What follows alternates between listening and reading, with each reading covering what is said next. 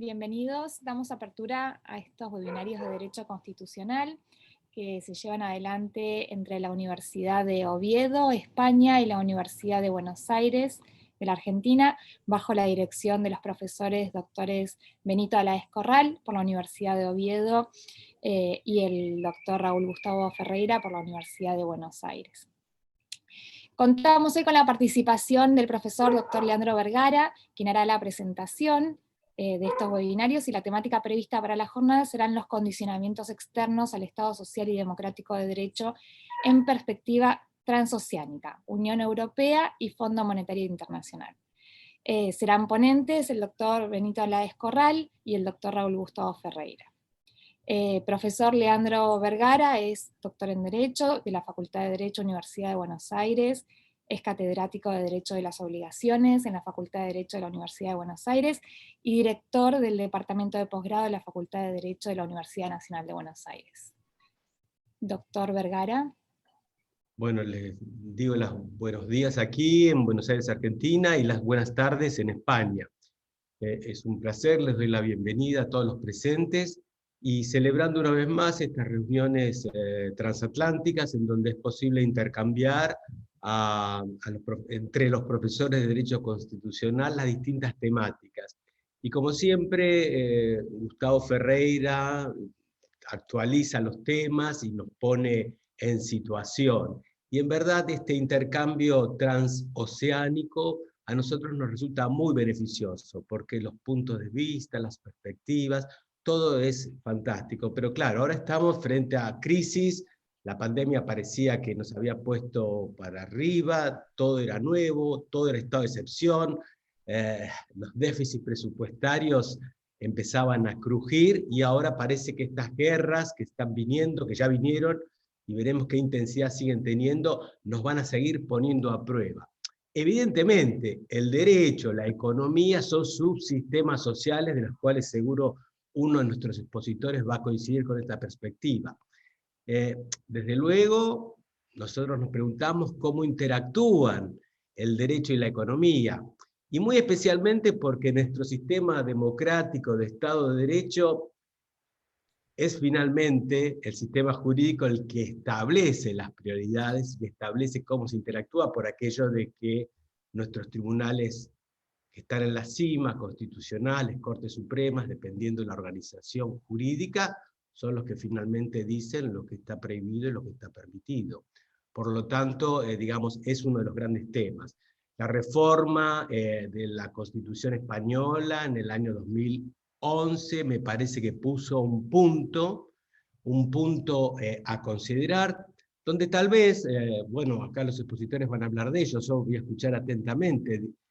¿Qué pasa con esas excepciones? La cláusula de estabilidad presupuestaria, yo estoy muy ansioso por escuchar al profesor Benito para que nos explique cómo juegan esas funciones que cumplen estas normas, cómo forman parte del sistema, cómo unas pueden excluirse o no. Bueno, es finalmente el viejo tema, digamos, cuál es la regla, cuál es la excepción y cómo debe privilegiarse en cada situación, por aquello de que, bueno, el sistema normativo es previo, las funciones son previas, y por esa tendencia donde vosotros, los constitucionalistas, hoy parece que es moda, en España ustedes dirán, yo estoy más o menos al tanto, de eso de las ponderaciones, en qué medida unas normas derrotan a las otras, estableciendo esas magnitudes, bueno, debo decir, en algún caso muy peculiares, pero bueno, vamos a ver cómo nuestros profesores hablan del tema. Bueno, para mí es un gran placer recibir al profesor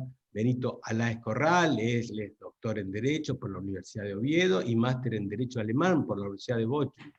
Dedicado a la docencia y a la investigación desde 1991, es un profesor muy interesado en distintos temas. Ha escrito sobre la teoría de la Constitución, los límites a su reforma, la relación entre la soberanía de la Constitución española y la Unión Europea, teoría general de los derechos fundamentales. En fin, el profesor Benito Aláez Corral está muy interesado en todos esos temas. Por nuestro país va a estar el profesor Raúl Gustavo Ferreira, que es un activo, entusiasta de los temas constitucionales, es uno de nuestros profesores más importantes del país, Él es doctor en Derecho, es postdoctor por nuestra universidad, se dedica a estudiar los temas constitucionales no solamente de Argentina, tiene una tesis postdoctoral extraordinaria en el derecho colombiano, o sea que está muy atento a toda la actualidad constitucional del mundo, yo diría. Es profesor catedrático en nuestra universidad y miembro de la comisión de doctorado. El tema es altamente convocante y yo debo solamente, para terminar, solo callar, que es lo único que corresponde hacer para las presentaciones, y estar atento a nuestros expositores, dándoles la bienvenida, la recepción, y estar muy contento por escucharlo. Bueno, muchas gracias, y bueno, le devuelvo la palabra a María Fernanda para que ella ordene el orden de las exposiciones. Muchas gracias a todos. Si no tiene sonido... Ahí estoy, ahora sí, volví. Muy bien, entonces el doctor Aláez Corral inicia su exposición. Tenemos un PowerPoint, ¿no? Sí, ahora mismo lo comparto. Ok. Cuando me autorice Diego.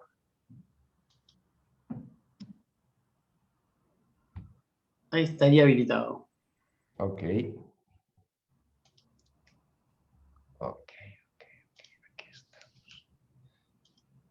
Vale. ¿Se ve la presentación? Sí. Perfecto. Bueno, pues tal y como habíamos comentado, la idea que teníamos, creo yo, tanto Gustavo como yo, en relación con este primer webinario, era que a raíz de lo que se ha vivido en España, en Europa en general y en España en particular, a raíz de la crisis económica de 2008-2010 primero, después con la pandemia y ahora con la guerra, y lo que pues es probable que vosotros en Argentina llevéis sufriendo y viviendo mucho más tiempo porque es algo más endémico, como consecuencia, bueno, pues digamos, de las crisis económicas y de la dependencia sobre todo de la deuda exterior, pues abordásemos reflexivamente la cuestión de los condicionamientos que desde fuera determinan cómo se pone en práctica el Estado social y democrático de derecho, tanto en un país como en el otro. Y eso es un poco lo que yo voy a intentar hacer espero, no más de media hora, que es el tiempo que me planteo exponerles, ¿no? O exponeros. Quizás lo primero que proceda a hacer, ¿no? Que proceda que yo exponga, serían algunas precisiones sobre de qué estamos hablando cuando hablamos del Estado social y democrático de derecho, sobre todo haciendo hincapié en la primera parte de la expresión, en el concepto de Estado social, ¿no? El Estado social es un tipo de Estado al que no le es indiferente la configuración de las relaciones humanas y de las relaciones entre el ser humano y el entorno medioambiental, y que pretende una intervención sobre la sociedad para la consecución de una serie de fines del Estado. Esos fines del Estado son unos ideales de justicia social que aparecen plasmados en el documento constitucional y que normalmente se satisfacen a través de prestaciones y servicios que no necesariamente, pero sí fundamentalmente conllevan gasto público. Digo, no necesariamente porque hay intervenciones del Estado social que pueden venir aparejadas o anudadas a prohibiciones de actuación por parte de los particulares que no conllevan necesariamente gasto público, aunque sí puedan conllevar gasto privado, ¿no? Pero en términos generales y para que nos entendamos, lo cierto es que las intervenciones del Estado social suelen conllevar gasto público. Y claro, la previsión de gasto público suele conducir a un crecimiento exponencial de la deuda pública, sobre todo si las expectativas son cada vez más numerosas Esas expectativas se refieren a una mayor intervención, la intervención conlleva más gasto, pero paralelamente no hay un equilibrio presupuestario, es decir, no hay una afluencia de ingresos públicos suficiente como para que haya un cierto equilibrio entre el gasto creciente que se está generando y los ingresos no tan crecientes que se están produciendo. La segunda cuestión que es preciso aclarar, en esta ya podemos tener algo más de discrepancia, en la primera probablemente también, pero en esta segunda es posible que aún mayor, es que algunos textos constitucionales como el español, con el fin de evitar que la Constitución se convirtiera en un programa a ejecutar por los poderes públicos, lo que se deriva, digamos, de la abstracción y concreción de esos elementos finalistas que configuran el Estado social, articula los elementos del Estado social, es decir, las habilitaciones para esa intervención social de los poderes públicos, con fórmulas de apertura al Estado democrático para que sean los representantes del pueblo, en términos generales, los que concreten los fines, las medidas y el nivel de gasto que es necesario para lograr esa intervención social. Eso paradigmáticamente está expresado en una fórmula que utiliza el texto constitucional español en el artículo 53.3 en relación con lo que es no el conjunto de los fines del Estado, pero sí los más significativos, los principios rectores de la política social y económica que están en el capítulo 3 del título 1 de la Constitución, y en el que en ese artículo 53.3 se establece nítidamente que ante los tribunales dichos principios rectores solamente serán invocables en los términos que establezcan las leyes que los desarrollen.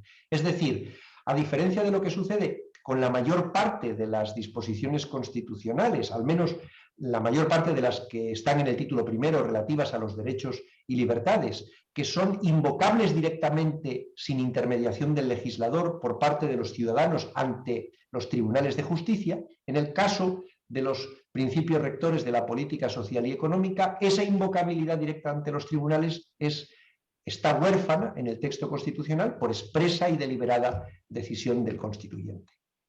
Y, por supuesto, la concreción que realicen los representantes de los ciudadanos en esas leyes que sí serán invocables ante los ciudadanos está sujeta al procedimiento legal, por eso estamos en un Estado de Derecho, y al control de constitucionalidad y de legalidad por parte de los tribunales. Pero teniendo en cuenta que cuando quien interviene es el Tribunal Constitucional y lo que juzga es la acción u omisión del legislador, el juez constitucional debe respetar esta apertura democrática de la Constitución a diversas políticas legislativas de carácter social, porque es la única forma de mantener un cierto equilibrio entre ser un Estado social, pero seguir siendo un Estado democrático y seguir siendo un Estado de derecho. Este es, digamos, el marco conceptual en el que nos tenemos que mover para poder entender lo que voy a exponer a continuación. Claro, la segunda cuestión es la interrelación que existe entre derecho y economía, como dos subsistemas sociales que forman parte de la sociedad como conjunto, pero en la cual ya desde finales del siglo XX, el sociólogo del derecho Niklas Luhmann ya lo decía en la mitad de la década de los 70, el subsistema social predominante es el de la economía. Y esto se ha acrecentado aún más con el fin del siglo XX y con el inicio del siglo XXI. Entre las razones que yo creo que se pueden observar de esta prevalencia de la economía está, de un lado, la globalización económica, pero de otro lado y paralelamente el que no existe una equivalente globalización del derecho ni de la política. Y donde hay algo de globalización, regionalización diría yo, porque no abarca al conjunto del planeta, como es la Unión Europea, como veremos después, esta globalización está muy vinculada y muy subordinada a la economía, es decir, es una regionalización jurídico-política que está vinculada a la creación de un mercado interior, de un mercado único y, por tanto, de un elemento esencial del ámbito económico. Esto tiene unas claras consecuencias para el Estado social, ¿no? Si el incremento del gasto público no es compensado con suficientes ingresos públicos, se va a generar una mayor dependencia de la deuda pública, sobre todo de la deuda externa para financiar el Estado social. Y no va a haber un control jurídico estatal sobre los agentes financieros, es decir, sobre los agentes que aportan los medios económicos necesarios para este incremento del gasto público, es decir, los mercados y las instituciones financieras internacionales, porque el sistema legal no está globalizado y por tanto ese control jurídico no va a ser tan posible como lo sería si la deuda pública no fuera externa y si la deuda pública fuera menor e interior, ¿no? Bueno, dicho esto, y acercándonos ahora a lo que sería la situación para España, el principal condicionamiento externo para el Estado social en nuestro país a día de hoy se deriva de nuestra pertenencia a la Unión Europea. Como todos sabéis, la Unión Europea se funda en los años 50 en Europa, inicialmente, aunque la intención, digamos, detrás de los ideólogos de la Unión Europea como institución era una unión también política, pero formalizadamente en los documentos, en los tratados fundacionales de las comunidades europeas, surge como una unión económica. Ciertamente, en estos 70 años prácticamente de existencia, ha ido evolucionando hacia una unión político-económica, plasmada sobre todo en la Unión Europea, que es creada en el año 1992.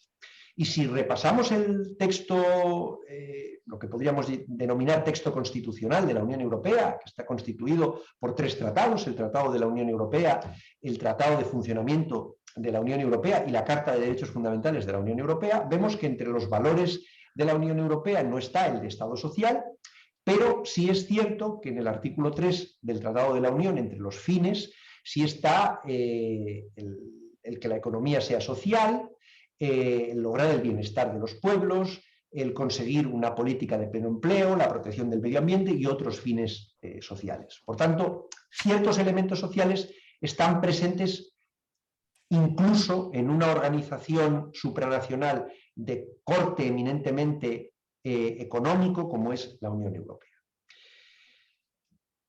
La pertenencia a la Unión Europea conlleva la primacía del derecho de la Unión, aunque algunos tribunales constitucionales, entre ellos el español, pero también el alemán, el checo, el polaco, el italiano, el francés, por poner algunos ejemplos, hablan de que esa primacía debe respetar la supremacía de la constitución de cada uno de los estados.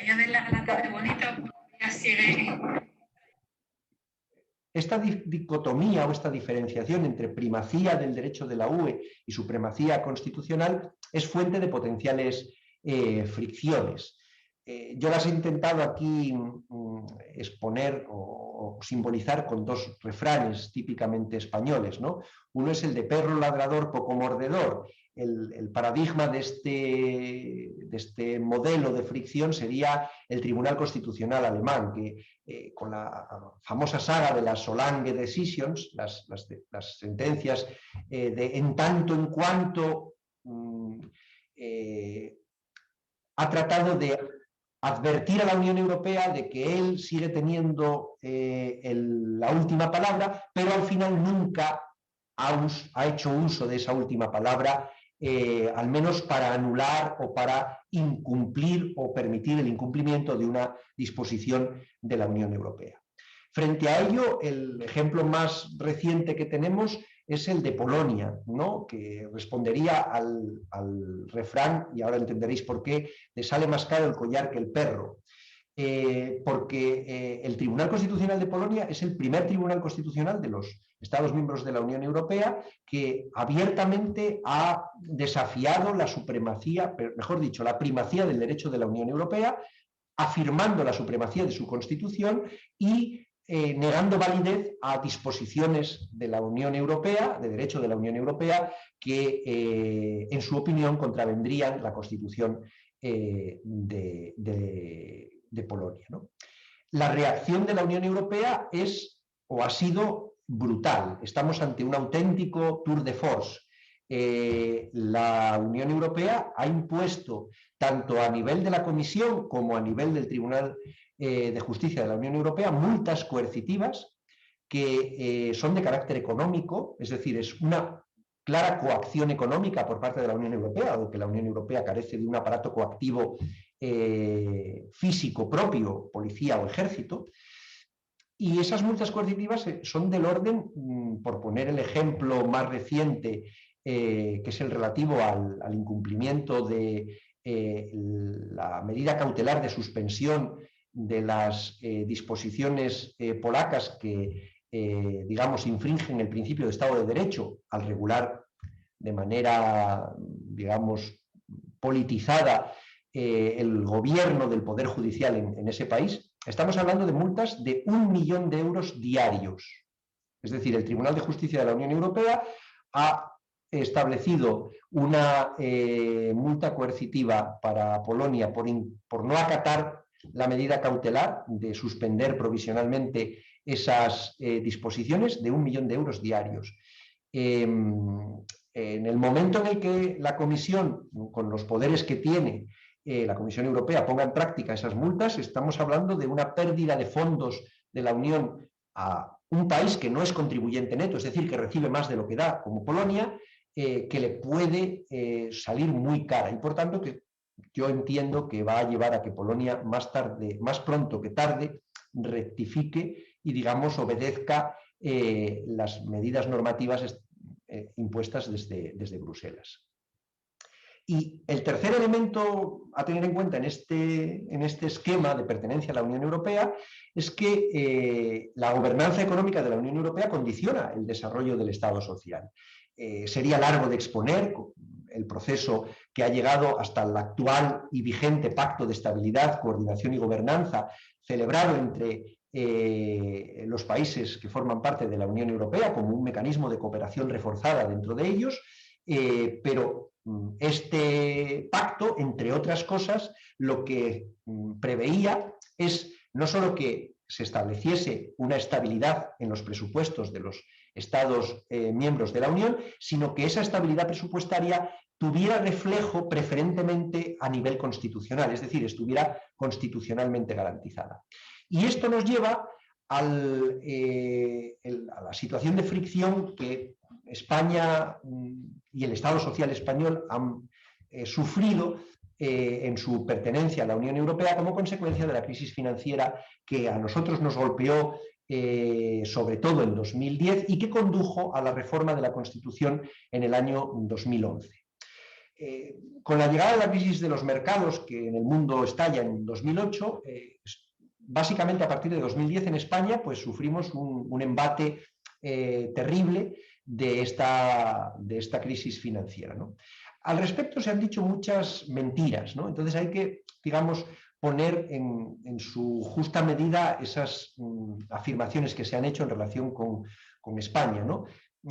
Mentiras sobre todo contadas desde algunos sectores políticos de nuestro propio país, ¿no?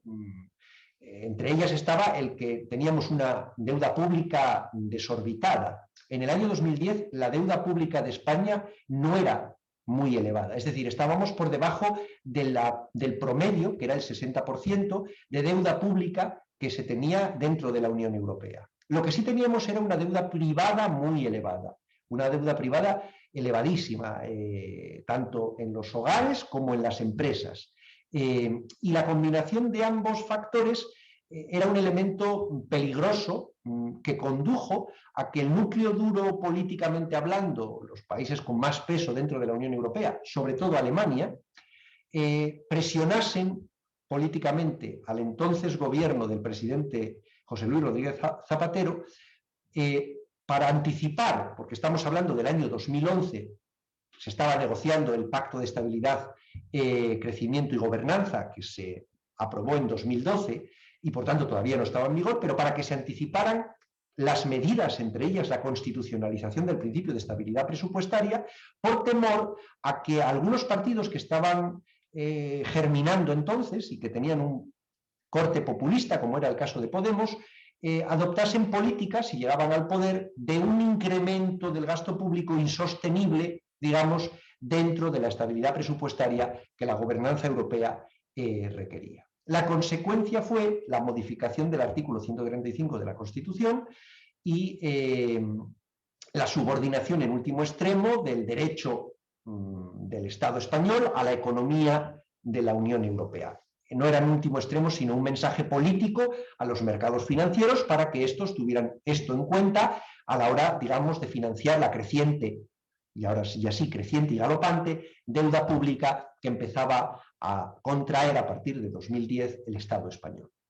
Este principio de estabilidad presupuestaria ya estaba presente en una ley en España, en la Ley Orgánica de Estabilidad Presupuestaria, vigente en aquel momento. Pero esto para las instituciones europeas, como digo, no era suficiente, se requería el paso de plasmarlo en la Constitución.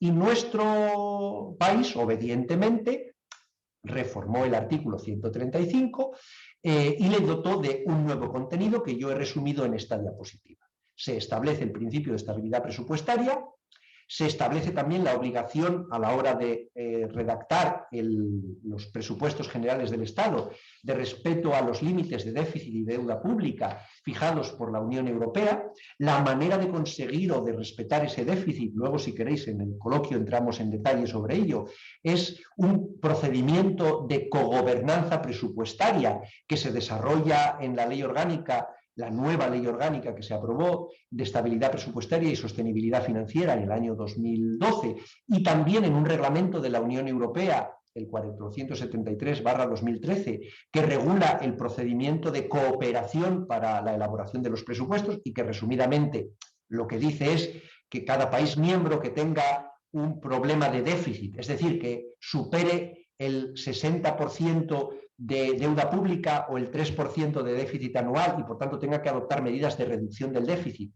va a tener que colaborar con la Comisión Europea enviándole antes de su tramitación parlamentaria el borrador de proyecto de presupuestos generales del Estado para que la Unión Europea dé su visto bueno a, digamos, las medidas que se van a tomar para encauzar el déficit público y reducir la deuda pública que se tiene, y eso, digamos, ese respeto a los límites de déficit y deuda pública se establece expresamente en el artículo 135 de la Constitución.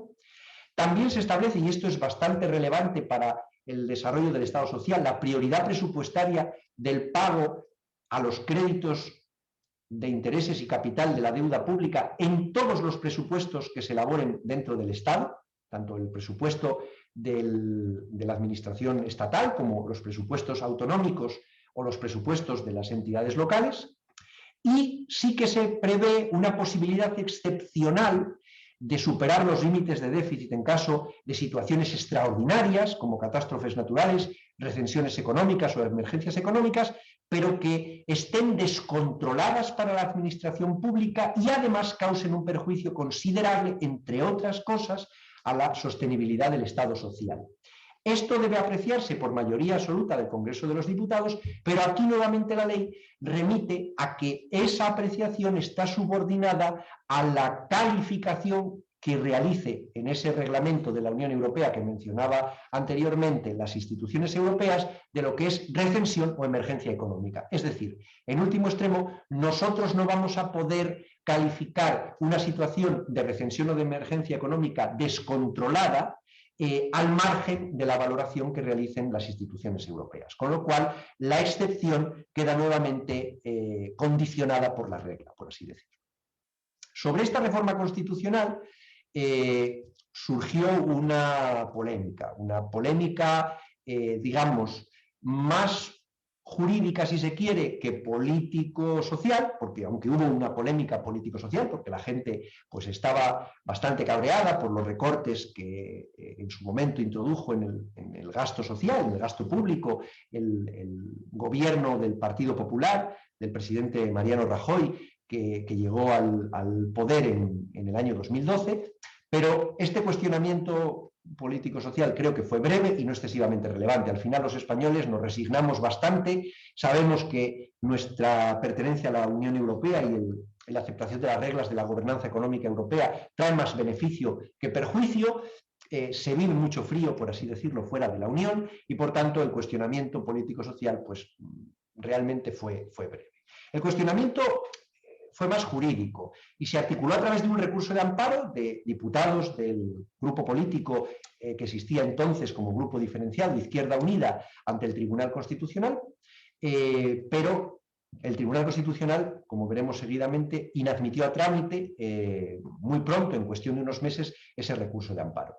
El recurso se plantea porque se entiende que el procedimiento de reforma del artículo 135 que se realizó por el procedimiento más sencillo, entre comillas, de reforma que prevé la Constitución, el del 167, se hizo con nocturnidad, porque la reforma se tramitó en un mes, durante el verano, y además con alevosía, por así decirlo, porque se trataba de garantizar que la reforma saliera rápido y sin ningún debate prácticamente adelante, ¿no? Por eso se tramitó en trámite de lectura única y por el procedimiento de urgencia, ¿no? Esos fueron precisamente esos aspectos procedimentales, no tanto el contenido, los principales argumentos que utilizaron los recurrentes para sustentar su recurso de amparo. El recurso de amparo, lógicamente, tenía que versar sobre la lesión de un derecho fundamental. El derecho fundamental que alegaron los recurrentes fue el derecho a participar en los asuntos públicos como diputados, el derecho, digamos, de sufragio pasivo del artículo 23.2, y ese derecho se había visto lesionado, por un lado, por haber utilizado un procedimiento de reforma inadecuado. Los recurrentes consideraban que, dado que la reforma del artículo 135, que está en un título dedicado a la economía y la hacienda, y por tanto no está literalmente en lo que regula el procedimiento agravado de reforma del artículo 168, pero que sí que debiera haberse seguido ese procedimiento porque se afectaba al principio de Estado social, dado que la sostenibilidad del Estado social se veía condicionada y limitada por el sometimiento a las reglas de déficit y a las reglas de prioridad del pago de la deuda que establecía Europa. Y luego, por otro lado, el segundo argumento fue la inadecuada tramitación. La inadecuada tramitación por haber seguido un procedimiento de urgencia y de lectura única que, en opinión de los recurrentes, no debiera ser aplicable en virtud de los reglamentos, de los artículos del reglamento del Congreso, porque el procedimiento de lectura única solo debiera darse para cuestiones simples y no complicadas, y el contenido del artículo 135 de carácter técnico-económico pues no es algo simple y no complicado, sino todo lo contrario. El Tribunal Constitucional, como dije antes, en un auto número 9 de 2012, inadmite a trámite el recurso, y la respuesta que da es, a los dos argumentos antes esbozados, es básicamente la siguiente. Por un lado, en lo que se refiere al procedimiento de reforma, hace una lectura literalista del artículo 168, combinado con el argumento de que la rigidez, la ultra rigidez que contiene este procedimiento es, digamos, poco democrática y por tanto tiene que ser vista como una excepción, pues considera que lo que no esté literalmente mencionado en el artículo 168 no debe incluirse en ese procedimiento, y por tanto el procedimiento correcto fue el que se siguió, el del 167. Y en lo que se refiere al tipo de tramitación de urgencia y en lectura única, pues el Tribunal Constitucional considera que son cuestiones que quedan al margen de apreciación política de las cámaras, y por tanto que la mesa de la Cámara no había actuado irrazonablemente cuando había decidido pues tramitar por urgencia y en lectura única, es decir, sin debate en comisión, las distintas enmiendas que se plantearon a la proposición de reforma de ley orgánica aquí discutida. Con esto llego al final de mi exposición. ¿Qué podemos concluir si nos olvidamos un poco de esta cuestión más técnico-jurídica? Bueno, pues con la llegada de la pandemia en 2020, la UE relajó la aplicación del Pacto de Estabilidad, Crecimiento y Gobernanza, en lo que se refería al cumplimiento o reducción del déficit y la deuda pública, hasta tal punto que España ha llegado al 120% del PIB y de deuda. Pero es que la media de la UE ya ha llegado al 70% y hay países que pasan del 100 y que no son todos países, digamos, desdeñables, ¿no? Como podría ser Grecia, desdeñables en términos, digamos, de importancia económica para la Unión, o Portugal, pero países como Italia o como Francia ya pasan del 100% del PIB, cuando, bueno, Italia es un país que siempre ha tenido un déficit muy elevado, ¿no? Pero Francia, que no tenía un déficit tan elevado, ya ha pasado del 100% del PIB. Por tanto, esta relajación de las reglas del déficit pues, se ha asumido como parte de la gobernanza económica dentro de la Unión. En materia económica, lo que hemos visto es que la soberanía realmente reside en la Unión Europea, puesto que la economía es una de las materias en las que ha habido transferencia de competencia de los Estados a la Unión.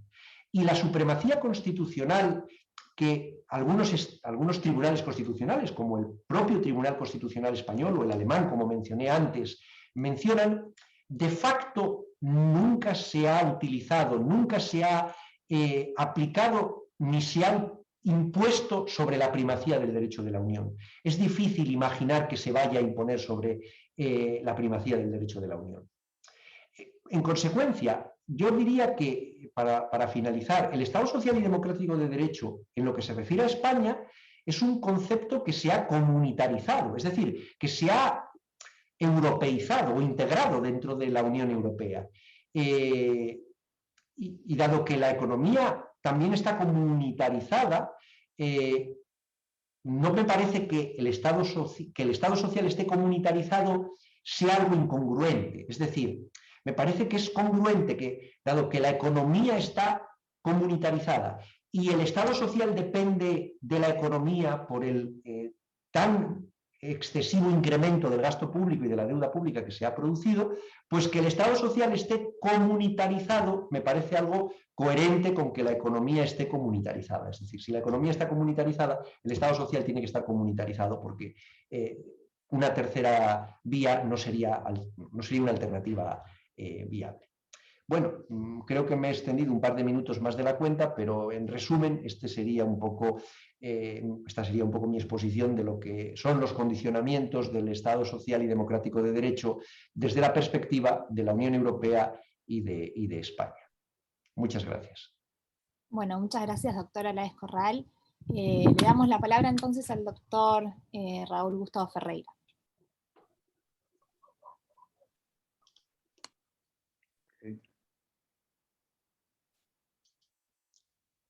Muy buenos días a todos en la ciudad de Buenos Aires, muy buenas tardes a todos en Oviedo. Un placer compartir nuevamente con todos los colegas del Departamento de Derecho Constitucional y amigos de la Universidad de Oviedo y con los colegas de la Facultad de Derecho de la Universidad de Buenos Aires y en particular con, ya todos lo saben, mi directo amigo, el erudito profesor Benito Aláez Corral, con quien nos acabamos de deleitar con su exposición. Debo hacer dos observaciones preliminares en cuanto voy a plantear. Es que la primera, en esta relación entre derecho y economía, sobre la que voy a tratar de exponer, las mínimas referencias que voy a realizar, y por razones prácticas, tanto para españoles como argentinos, he tomado como unidad de referencia la economía alemana. Me pareció que era mucho más sencillo, sobre todo para los argentinos, no tanto para los españoles, pero para que los argentinos y las argentinas que me van a escuchar, para que veamos exactamente cuál es el sitio donde se encuentra la Argentina y dónde se puede encontrar Brasil, también en la relación y los colombianos. Y en segundo lugar, también mostrar mi profunda preocupación entre el derecho y la economía, y sin anticipar el final de la película, evidentemente mi ponencia va a ir acerca de, como siempre reclamamos, en América Latina, en América del Sur y en la Argentina, una solución de constitución referenda. ¿Pero por qué? Porque los argentinos no tenemos, y los sudamericanos no tenemos en nuestras constituciones, un artículo como el 115 de la Ley Fundamental de Bonn, y tampoco como un artículo 135 de la Constitución Española. Como así nos va, quiero, sin ningún tipo de angustia y de manera absolutamente reflexiva, plantear estas asimetrías que veo en prejuicio, obviamente, de los sudamericanos y advertir que evidentemente no es una novedad, los europeos están mucho mejor. Así que el primer fragmento sobre el que quiero reflexionar con todos ustedes es el vinculado a los contextos. La única semejanza que tenemos los sudamericanos con la Unión Europea es la cantidad de habitantes. La Unión Europea está poblada por algo así como 450 millones de personas, y acá en América del Sur no tenemos un censo, porque jamás se ha hecho un censo de sudamericanos, se calcula que son alrededor de 425, 430 millones. Fuera de esto, todo lo que yo voy a anunciar a continuación son todas asimetrías, son todas diferencias que se mantienen entre Sudamérica, que es la región del mundo, no sé si elegimos vivir, pero en la que nos tocó vivir y vamos a vivir para siempre, con ciertas maravillas que al escucharlo realmente a Benito sobre la Unión Europea, sentía por momentos que estaba hablando del paraíso en la tierra. América del Sur es mucho más grande, son 18 millones de kilómetros cuadrados contra 4 millones de la Unión Europea, lo que significa una gestación del poder completamente distinta. La Unión Europea está integrada por 27 estados, y acá, en América del Sur, somos 10 los que estamos reunidos. Pero con la siguiente peculiaridad: en América del Sur no hay unión monetaria, ni habrá unión monetaria. O sea, no hay unión monetaria, ni habrá unión monetaria con tranquilidad en los próximos 10 años. No sabemos lo que es la unión monetaria. ¿Acaso quizá la unión monetaria podría ser una unión monetaria de facto, vinculada a la presencia del dólar americano? Pero que haya un sustento, una gobernabilidad de la economía, un patrón absolutamente inexistente. Mucho menos una gobernanza transnacional, de la cual recién hablaba Benito. Cada uno de los estados, de los que voy a hablar ahora en el segundo fragmento de la exposición, tiene un vínculo relacional con otro estado, y les diría que acá en América del Sur las relaciones son bilaterales, acaso multilaterales, pero los procesos de integración son completamente distintos. Y al hablar de las instituciones, no hay instituciones regionales. La institución regional, que les podría decir la más importante que existe acá, es la Corte Interamericana de Derechos Humanos o la Comisión Interamericana de Derechos Humanos.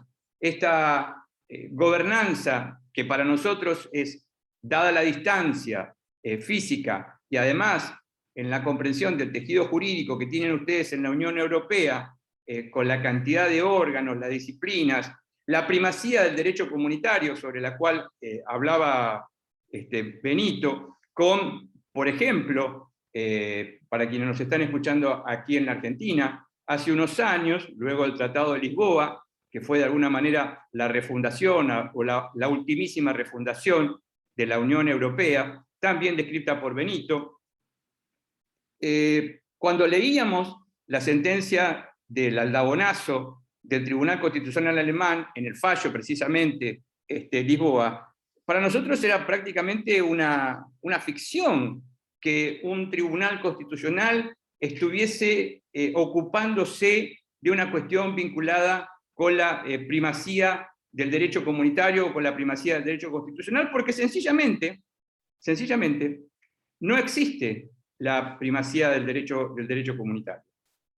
Y recién, cuando yo les estaba comentando, la economía argentina, básicamente comparada con la economía alemana, es exactamente el 10%.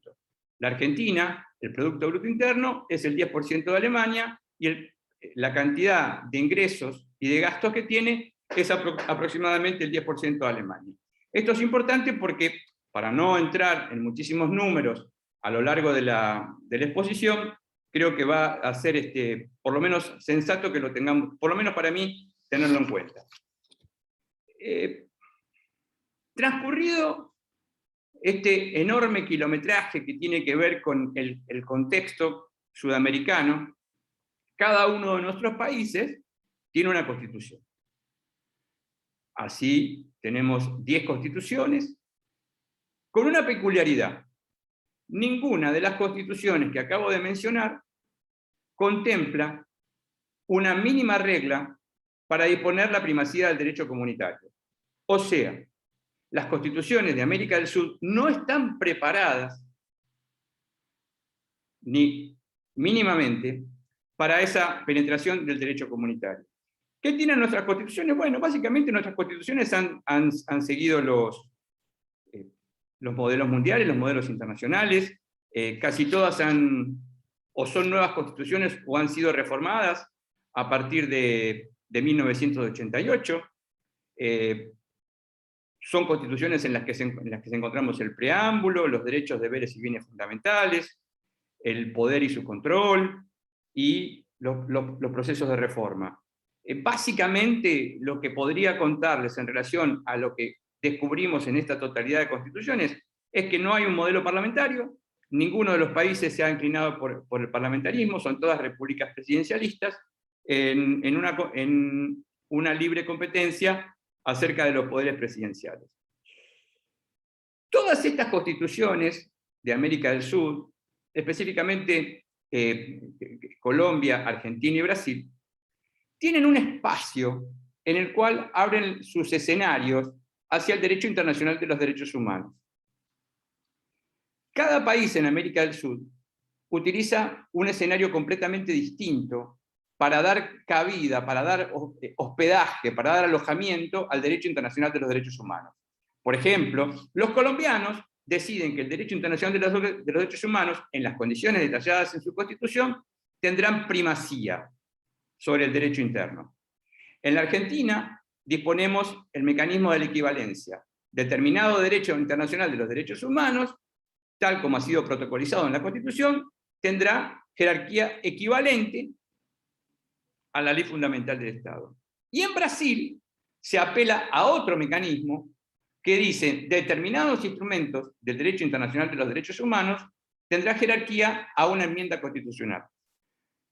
Más allá del detalle entre colombianos, argentinos y brasileños, lo que deseo señalarles, sobre todo a los europeos que tan gentilmente nos están escuchando, que en América del Sur no tenemos tampoco un solo mecanismo de recepción del derecho internacional de los derechos humanos, porque uno podría decir, hemos avanzado notablemente en la integración comunitaria o en reglas fundacionales sobre la recepción y ejecución del derecho internacional de los derechos humanos, y podríamos avanzar hacia otro lugar. No hemos avanzado hacia ahí, nuestras constituciones son evidentemente reglas instrumentales, son todas constituciones escritas, son todas constituciones muy bien dirigidas a ciudadanos y servidores públicos, y todos pensamos, todos sospechamos, todos queremos que realmente, como decía Thomas Paine, las constituciones sean nuestra Biblia política. Y acá me voy metiendo ya en estas inserciones dificultosas entre la política, el derecho y la economía. Está claro que si no existe la presencia de un derecho comunitario, es porque nuestras economías,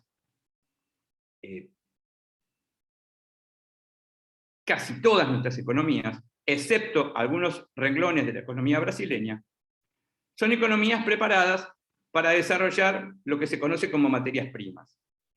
A partir de esa relación y de esa colocación de América del Sur como productor de diferentes materias primas en una división internacional del trabajo, hace que se produzcan muy diferentes relaciones entre cada uno de los países bilateralmente en su comercio exterior.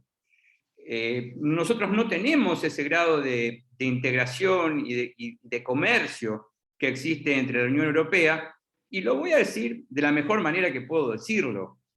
Cada uno de nuestros países trata de negociar, de comerciar y de desarrollar su mejor economía al mejor postor y como puede. Así, algunos países en estos nuevos ejes se van vinculando hacia algunos otros ejes del mundo y otros se van volcando hacia otros. Pero no hay, evidentemente, un proceso de integración. Como conclusión de este segundo fragmento de la exposición, es que lo que señalaba muy bien Benito al comienzo de la exposición, de esta relación entre el derecho y la economía, que cuando los juristas hablamos de derecho pedimos más reglas, y cuando los economistas hablan de derecho piden ablandamiento de las reglas. Nos hace pensar, por lo menos aquí en América del Sur, en este ejercicio transoceánico que nos ha permitido y deleitado Diego de la Ujian con su maravillosa organización y María Fernanda con la presentación. En este ejercicio, decía, transoceánico, nos hace pensar qué es aquello de lo que nosotros realmente carecemos. Y bueno, en todas nuestras constituciones, cuando hablo de todas nuestras constituciones, estoy hablando de más de 2.000 páginas de artículos, más de 2.500 páginas. No está todo dicho. ¿Por qué? Porque en ninguna constitución de América del Sur existen condicionamientos claros, precisos, contundentes y rotundos para limitar la toma de deuda, o dicho de otra manera, para lograr cierta regularidad en la cuenta del Estado, o para decirlo en español, la estabilidad de las cuentas públicas. Entonces acá también se haría presente aquello de dime de lo que careces y te asignaré o te diré por dónde puedes caminar. Y acá sí, en la tercera parte de la exposición, me voy a centralizar concretamente es lo que ha ocurrido, lo que ocurre y lo que seguirá ocurriendo en la Argentina. La Argentina desde hace prácticamente 70 años es un país que ha necesitado constantemente tomar deuda. Tomar deuda pública significa que esos préstamos son absolutamente necesarios y requeridos para llevar a cabo determinados procesos de estabilización.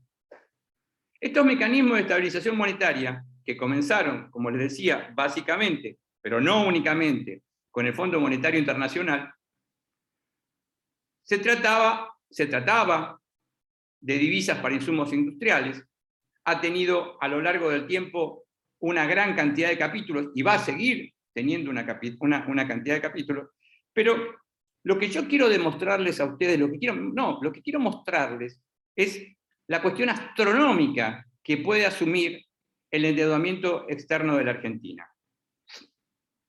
Recién señalaba Benito la relación existente entre el endeudamiento público entre los países de la Unión Europea con el Producto Bruto. Si yo no entendí mal o no copié mal, habló de alrededor de un 60%. Bueno, eso no existe en la Argentina. La Argentina es exactamente el doble. La relación entre endeudamiento y Producto Bruto Interno es el 1.2. Y uno me podría contestar, mire Ferreira, realmente usted no se tiene que hacer problema por eso, no se haga tanto problema por la deuda, sino hágase problema por las condiciones de desarrollo y de crecimiento. Sí, claro, yo le voy a contestar, pero mire que nosotros no estamos en la Unión Europea, porque acá viene y acá comienza el capítulo sin solución de la tragedia, por lo menos en la Argentina. La Argentina tiene en este momento una relación superior, la deuda es superior al Producto Bruto Interno, pero a diferencia de la totalidad de los países de la Unión Europea, casi el 50% de su población se encuentra sumergida en condiciones de exclusión social. Entonces la pregunta que uno tiene que hacerse, cuando los economistas dicen, bueno, abren los macrodatos y desenvuelven toda la pantalla, dicen, mire, ustedes los constitucionalistas, dejen de preocuparse con este tema de la deuda, con esta preocupación. Entonces se pregunta, ¿por dónde es el camino? No digo para anunciar el crecimiento, digo por dónde esto se va a desarrollar. Según mi punto de vista, en los últimos años se ha llevado adelante un endeudamiento absolutamente irresponsable. Es un endeudamiento maldito. Les decía que quería tomar una referencia de Alemania, y este ejemplo lo preparé especialmente para los españoles. Según la Ley Fundamental de Bonn, solamente se puede peticionar un préstamo hasta el 0,35% del presupuesto. Repito, hasta el 0,35% del presupuesto. En la Argentina, entre el año 2015 y 2019, se llegó a tomar deuda externa hasta casi el 25% del presupuesto. Este endeudamiento astronómico, repito, tomar deuda casi por el 25% del presupuesto, en algún caso, deuda que ha sido tomada hasta 100 años. Es interesante lo que señala Naciones Unidas, se reúnen en el año 2015 y dicen, bueno, vamos a establecer de ahora en adelante los principios básicos sobre los que tiene que llevar adelante la reestructuración de la deuda soberana. Y uno cuando lo va un poco para atrás dice, esto tiene que ver con los pactos internacionales de 1966. Dice que todo Estado soberano tiene derecho en el ejercicio de esa facultad a elaborar sus políticas macroeconómicas. La pregunta que uno debe hacerse en este marco es si realmente es suficiente lo que haya dicho Naciones Unidas para conducir la reestructuración del endeudamiento de cada uno de nuestros países, y en particular el poder de la Argentina. En un cuarto fragmento de la exposición quiero referirme a una cuestión que fue anunciada por Kant en la Metafísica de las Costumbres, cuando hablaba de la libertad salvaje sin ley. Voy a hablar de la Argentina, hay muchos brasileños y colombianos, y no los voy a involucrar en este tema de la exposición, pero me voy a dedicar concretamente a la Argentina. Se asiste en la actualidad a la presencia de un camino de los caminos llevado adelante por poderes contrafácticos, que son poderes concentrados en la economía, que son poderes que tienen una energía descomunal sobre el empleo, las finanzas y sobre todo las cuestiones mediáticas. Estos poderes se mueven contrafácticamente alrededor de las reglas constitucionales. Escapan a las reglas constitucionales, se mueven sin ningún tipo de regulación y generan un malestar que es prácticamente incontrolable. Por momentos siento que la presencia de estos poderes es como una situación de regresión al estado de naturaleza. Entonces, cuando yo les hablaba en el segundo fragmento de la exposición, y les decía, mire que acá en América del Sur somos todos libres políticamente, somos todos libres políticamente porque podemos participar activamente en una comunidad política. Pero con lo que acabo de denunciar en el tercer fragmento de la exposición, vinculado con el pavoroso endeudamiento que tiene la Argentina, y vinculado con la presencia de estos poderes que operan, me pregunto si en este contexto en el que se suman el cóctel, el endeudamiento, los poderes salvajes, con un 50% de exclusión social, me pregunto si realmente podemos hablar de la presencia y de la configuración de personas, de ciudadanos que realmente sean socialmente libres.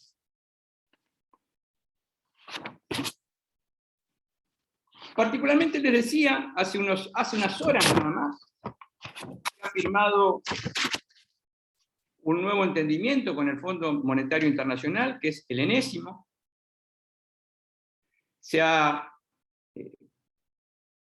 llevado adelante sesiones en el Congreso Nacional para aprobar este novísimo entendimiento, que probablemente, dentro de muy poco tiempo, se torne nuevamente con profundas dificultades para su cumplimiento, porque toda meta que se firma siempre con el Fondo Monetario Internacional tiene que ver estrictamente con alguna limitación en las posibilidades de desarrollo de la ciudadanía argentina. Y cuando digo alguna limitación en la ciudadanía de desarrollo, no es ninguna curiosidad que el crecimiento de los derechos fundamentales, particularmente los derechos sociales, necesitan una activa prestación del Estado. Y si el Estado se encuentra absolutamente preocupado en pagar la deuda externa y termina restringiendo todo tipo de programas de subsidios y de tarifas sociales,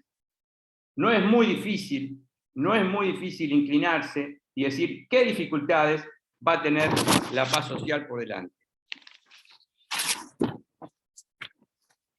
En algún momento, que no lo voy a ver yo, porque no va a suceder, pero en algún momento tiene que suceder esto, se reúna una energía y lucidez suficiente en la Argentina para decidir cómo ponerse de acuerdo respecto de estos ciclos de endeudamientos, porque resulta absolutamente imposible la gobernabilidad del Estado constitucional, repito, resulta absolutamente imposible la gobernabilidad del Estado constitucional cuando cada uno de los nuevos presidentes o cada uno de los elencos que vayan a llevar adelante el liderazgo político siempre digan lo siguiente: es la herencia recibida. Claro, el anterior me dejó 50.000, el otro me dejó 70.000, el otro me dejó 180.000, el otro me dejó 350.000.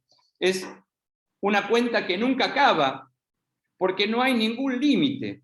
No hay absolutamente ningún límite, no está puesto. Nosotros no sabemos lo que es el 135 español ni el 115 alemán. Se toma deuda de la misma manera que se toma deuda. La gran pregunta que nos hacemos siempre en la ciudadanía argentina es que cuando se toma ese nivel de endeudamiento, ¿a dónde van a parar realmente esas divisas que ingresan? Porque realmente, por lo menos en los últimos 30 años, esa cantidad de dinero que ha entrado de manera voraz no ha sido para acelerar el desarrollo de la industria, ni mucho menos. Me apena en el sentido de tener una disertación donde se trate de un reclamo de constitución eferenda, porque alguien podría decir, y sí, claro, Ferreira, mire, y el día que reformemos la Constitución, bueno, el problema es que nosotros los juristas estamos comprometidos con el derecho y creemos que el derecho es la única manera para mantener un clima de paz social que acaba la pugna de unos contra todos. Y acabar la pugna de unos contra todos significa que no debería existir ningún príncipe ni ninguna princesa que por los vientos de la providencia crea que puede tomar una cantidad de deuda donde queda comprometidas generaciones y generaciones y generaciones de argentinos. Esto es absolutamente incomprensible. Es ilevantable lo que estoy denunciando. Entonces, mientras la Constitución de la Argentina no se reforme en este sentido, hay una libertad para actuar, para tomar deuda, para asignar esos empréstitos y para seguir un crecimiento descomunal. En los últimos 30 años, esta relación ha llegado a ser casi hasta 2 veces el endeudamiento medido en dólares que tiene Argentina en relación a su Producto Bruto Interno. Ayer les decía que a raíz de esta exposición, y estaba mirando el presupuesto de gastos y recursos de Alemania, que es una de las economías más florecientes del mundo, es uno de los pilares de la Unión Europea, se gasta aproximadamente 8.000 euros por ciudadano alemán en gasto de salud. El Estado alemán, de acuerdo a su presupuesto, gasta 8.000 euros por año para su presupuesto de salud. En la Argentina no llega a 600. O sea que la relación es abismal. Y uno diría, bueno, te comparás con Alemania, ellos gastan 8.000 y vos gastás 600. Claro, pero acá tomé a propósito el presupuesto ni siquiera el de educación, el de salud. Porque la salud está vinculada con la estabilidad, con la duración y con la expectativa de la existencia con vida. Y creo que un país como Alemania, que asigna esa cantidad fenomenal, además para más de 80 millones de alemanes, nosotros no somos 50 millones, creo que se hace pensar que es un clima extremadamente más favorable de que el que nosotros podemos pronosticar. Así que estoy muy contento de poder compartir esta reflexión con todos ustedes, en voz alta y con voz propia. Como verán, vine en algún sentido más a cosechar, a sembrar dudas que a cosechar certezas. Tengo muy pocas certezas. La única que tengo es la plena confianza en el derecho, la plena confianza en la escrituralidad de la Constitución, la plena confianza en que la Constitución debe seguir siendo el instrumento para la gobernabilidad, y que en la discusión y en la deliberación se hace necesario imaginar nuevas cláusulas para condicionar los empréstitos que toma el Estado argentino y una imaginación al máximo de sus posibilidades para combatir a estos poderes salvajes. Muchísimas gracias.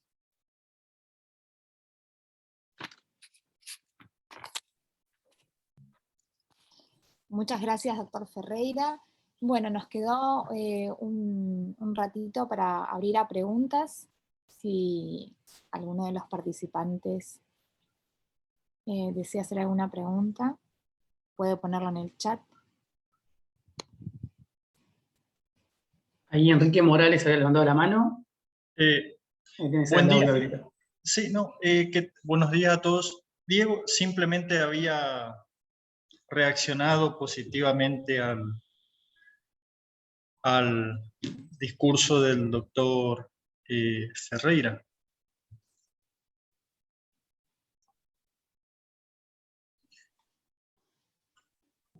Bueno, mientras tanto, entonces hago una pregunta yo, si les parece. Adelante, Diego. A ambos. A ver, primero agradecerles las exposiciones muy claras y nos dejan bastantes inquietudes, por cierto. Pero, profesor Ferreira, cuando usted planteaba la necesidad de incorporar a la Constitución a una norma o alguna especie de reaseguro respecto de la toma de deuda en su cantidad y extensión, ¿no? Pero no sería un modelo equivalente al que adoptaron en España. Ustedes están pensando en otro tipo de norma, no de estabilidad respecto del presupuesto, sino, digamos, de estabilidad respecto a la deuda, una cosa así, algo por el estilo. Muchas gracias por la pregunta, Diego. Yo pienso en cualquier tipo de regla. En cualquier tipo de regla que dé un piso mínimo para garantizar la estabilidad presupuestaria y la toma y el endeudamiento. Hoy, ¿a usted le consta que cada gobierno, de acuerdo a la mayoría que pueda tener y juntar, llevaría adelante el plan que desee? Entonces me parece, solamente con la fantasía que tengo como constitucionalista, tengo una fantasía como constitucionalista que pienso que colocando en la Constitución... A ver, cuando los derechos fundamentales no se colocaban en la Constitución, una de las grandes, o las grandes críticas que se consignaba era: no, miren, vamos a colocar los derechos fundamentales en la Constitución porque vamos a sacarlos del juego cotidiano. El juego cotidiano, ¿qué son? Los niños en un bazar de vidrio. Entonces digo, no, vamos a sacárselos a los niños, que son los legisladores, en un bazar de vidrio, y coloquemos a los derechos fundamentales más altos. Entonces yo me pregunto,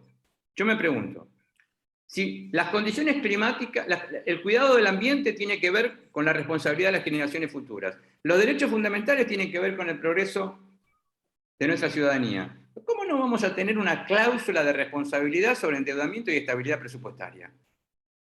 Es más o menos lo mismo. O sea, para mí tiene tanta importancia las reglas de la preservación y las precauciones que hay que tomar con el ambiente que la que se van a hacer con la economía.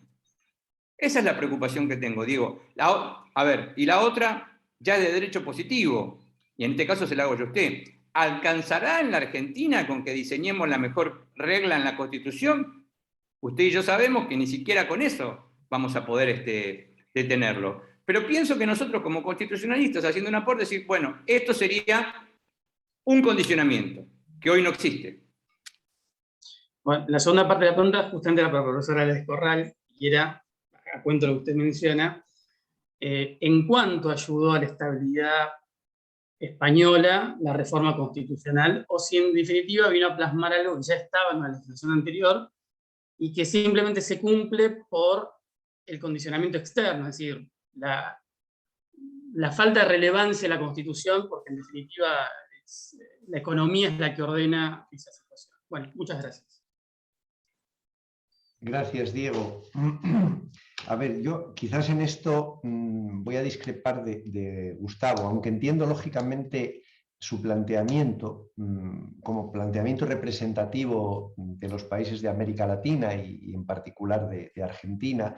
Creo que refleja una confianza excesiva en el derecho y en lo que el derecho puede hacer en relación con la economía, ¿no? Esto se explica con la respuesta a lo que plantea Diego ahora mismo, ¿no? Nosotros en el año 2011, que es cuando se produce esta reforma de la Constitución del artículo 135, teníamos una deuda de en torno al 50% del PIB. Es decir, estábamos por debajo del promedio de la Unión Europea. Estaba previsto un mecanismo de estabilidad presupuestaria y de respeto a los límites del déficit público fijados por la Unión Europea en la Ley Orgánica de Estabilidad Presupuestaria, que era una ley ordinaria, aprobada por mayoría absoluta del Parlamento, pero una ley ordinaria al fin y al cabo, no era una norma constitucional. Se cumplía, y es más, sin que hubiera ninguna norma que específicamente así lo estableciese, era una pauta del legislador español colocar siempre como créditos preferentes a satisfacer en la ley de presupuestos los intereses y el capital de la deuda pendiente. ¿Por qué? Porque difícilmente vas a conseguir que te refinancien o que te financien nuevos créditos si no has pagado los créditos precedentes. Es decir, si eres un mal pagador. Luego, ser buen pagador era una práctica, por así decirlo, reconocida por las agencias internacionales de crédito respecto de España. Reconocida no tanto o no solo por la posición económica del país, cuanto por la práctica de pago de los créditos por parte del Estado español o de las administraciones públicas del Estado español, ¿no? Por tanto, responder poniendo en el artículo 135 esas mismas normas que estaban en la legislación infraconstitucional, no fue más que una reacción exagerada y desmesurada como respuesta a la presión política, como dije antes en mi exposición, de determinados países, particularmente Alemania, dentro de la Unión Europea. ¿Sirvió de algo? No. Respuesta, no. Porque, como acabo de decir, la deuda pública en el año 2020, y es más o menos la misma a finales de 2021 para España, hoy es del 120% del PIB. Cuando, repito, vuelvo a decirlo, 11 años antes, cuando se produce la reforma de la Constitución, es menos de la mitad. ¿Por qué? Que es que los españoles hemos pasado de ser buenos pagadores a ser unos morosos empedernidos. No, simple y llanamente las circunstancias económicas que produce la crisis financiera de 2008-2010 han conducido a ese endeudamiento. No es algo, digamos, voluntariamente querido, es algo consecuencia de las circunstancias económicas, con y sin norma constitucional. Así de simple. Es decir, podemos poner en la norma constitucional que los perros vuelan, pero los perros no van a volar, por mucho que pongamos eso en la norma constitucional. Entonces, yo creo que lo que hay que cambiar es más la cultura, la praxis que tiene una sociedad respecto de ciertas cosas, que lo contrario. Y al respecto, y con esto termino mi larguísima locución, me gustaría desmitificar a Alemania. Aquí hubo una polémica enorme en relación con Alemania como consecuencia de esta reforma, no solo porque se sabía que ellos eran los que nos estaban empujando, sino porque se contraponían en el interior de la Unión Europea dos posturas, básicamente, ¿no? Los frugales, si queréis, las hormigas, en la fábula de la cigarra y la hormiga, y las cigarras. Los países del sur de Europa somos las cigarras, supuestamente. Los países del centro-norte de Europa son las hormiguitas, Alemania particularmente, la hormiguita. Pero claro, lo que no cuenta la fábula es que las hormiguitas pueden tener tanto dinero ahorrado y evitar tener déficit, en buena medida porque venden productos a las cigarras despilfarradoras. Es decir, sin las cigarras despilfarradoras que somos los italianos, los griegos, los españoles, que comprábamos coches, piscinas, etcétera, etcétera, a alemanes, los alemanes no tendrían la situación de bienestar y de equilibrio presupuestario que tienen, como no lo tenían en la posguerra de la Segunda Guerra Mundial. Entonces, cuidado con el manejo, digamos, de los modelos y de las cifras, mitificándolos, porque es realmente distorsionador y peligroso, ¿no? La Unión Europea con el tiempo se dio cuenta y ahora mismo estamos en un escenario distinto. Ahora los frugales germanos ya no son tan ortodoxos en ese sentido. Ellos mismos están en el 70% de deuda, a pesar de que su constitución diga lo que dice, pero ya han pasado de tener un 30 a un 70. O sea que eso hay que ponerlo también en su contexto. Bien, muchas gracias.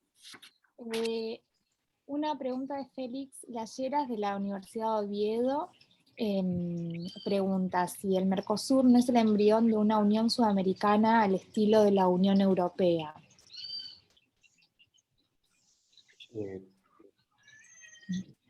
Para el doctor Ferreira supongo que va a ser más cómodo. No, la respuesta es totalmente negativa. La pregunta es, hoy que nos deberíamos hacer, ¿qué queda del Mercosur? Y como les había señalado en varios momentos de la exposición, las relaciones sudamericanas son básicamente bilaterales y lo que es el Mercosur es limitadamente una unión aduanera que prácticamente no tiene instituciones en funcionamiento. Bien, muchas gracias. Félix Layeras también para el doctor Benito Aláez pregunta si la configuración autonómica con sus competencias exclusivas e intervenciones en la regulación de algunos sectores fiscales y económicos no provocan una ruptura de la unidad de mercado.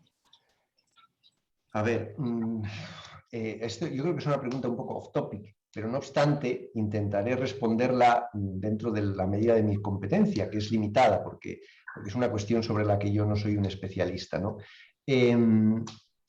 A ver, la pregunta hace referencia a que en España no hay homogeneidad en las regulaciones fiscales por parte de los entes territoriales, que son las comunidades autónomas.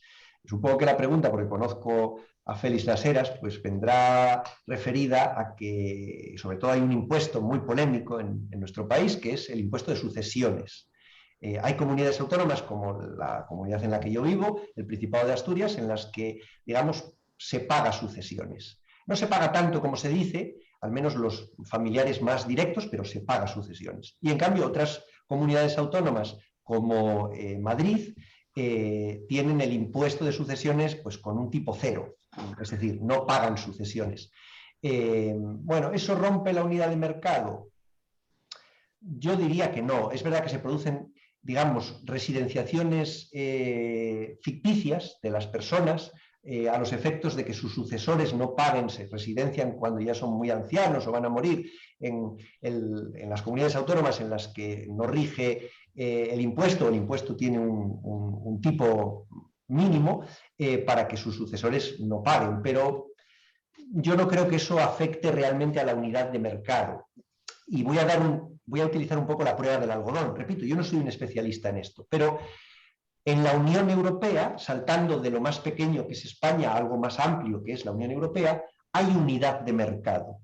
Y sin embargo, las diferencias fiscales en muchos ámbitos son brutales o abismales, empezando por el impuesto de sociedades y terminando por el impuesto de la renta. Es decir, el único impuesto que está realmente armonizado a nivel de la Unión Europea, y repito, en la Unión Europea se afirma normativa y fácticamente la unidad de mercado, es el impuesto del valor añadido, el IVA. Es decir, es el único impuesto armonizado que hay. Y por consiguiente, si hay unidad de mercado, en España, que tenemos muchos más impuestos armonizados, porque alguno con una importancia muy relativa en las cuentas públicas, como es el de sucesiones, y algún otro más, pero vamos, el más relevante quizás el de sucesiones no esté armonizado, no creo que se vaya a quebrar la unidad de mercado. Bien, muchas gracias. Una última cortita de Javier Caminata de la Universidad de Buenos Aires. La pregunta es para el doctor Ferreira. Pregunta, si en estos últimos 70 años que se mencionaba de toma de deuda, en ningún momento durante ese lapso se pensó un remedio constitucional contra esa toma exagerada y continua. No que yo conozca. No conozco, o sea, en la única reforma importante que hubo fue la de 1994. Por lo menos este tema de la deuda no solamente no ha sido consignado, creo que no se discutió. No fue discutido en la última convención constituyente que hubo. Gracias por la pregunta. Si me permitís, yo querría hacerle una pregunta al profesor Ferreira, porque creo que sería, para mí, al menos ilustrativo a los efectos de hacerme una composición de lugar. ¿Quién decide en el sistema constitucional argentino la toma de deuda? ¿Se consignan los presupuestos? ¿Lo decide solo el presidente? tiene que ser aprobado por el Congreso. Yo lo que tengo miedo por la respuesta es que ustedes no me crean. Hace 2 años nada más, o sea, hay una potestad en la Constitución desde 1853 que dice lacónicamente que el sitio para arreglar y concertar la deuda externa es el Congreso. Nunca se hizo, nunca se hizo.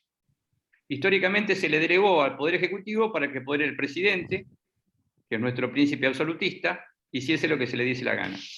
Hace 2 años, creo que 2 años, la tengo por ahí la ley, pero hace 2 años, se dictó una ley en el Congreso diciendo que todo lo que tenía que ver con la renegociación de la deuda debía ir al Congreso de la República. De hecho, esto sucedió en las últimas horas.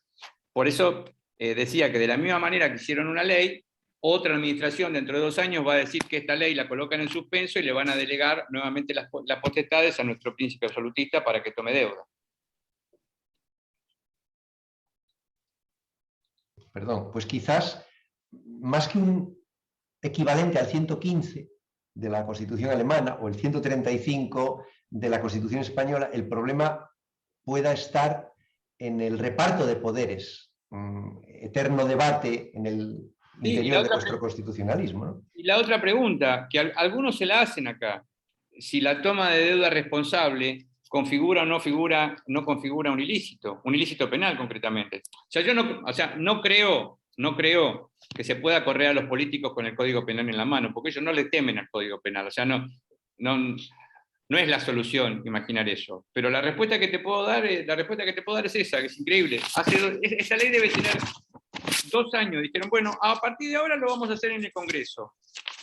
Entonces ahora van y discuten en el Congreso lo que tiene que ver con la aprobación o no de las gestiones que hace el presidente. Pero de hecho, el Congreso prácticamente con sus oficinas no participa para nada.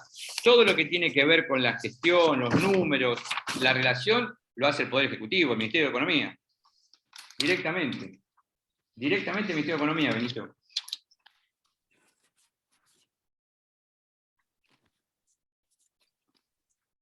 Bueno, muy bien, muchas gracias. Creo que no hay ninguna pregunta más, ¿no? Damos por concluido, entonces, ¿quieren hacer algún comentario final, palabras finales? No, solamente si podemos recordar a los asistentes, agradecerles a todos, y que en el próximo encuentro que va a ser con Patricia García Majado y con Enrique Javier Morales, ¿cuándo va a ser y a qué hora? Por favor.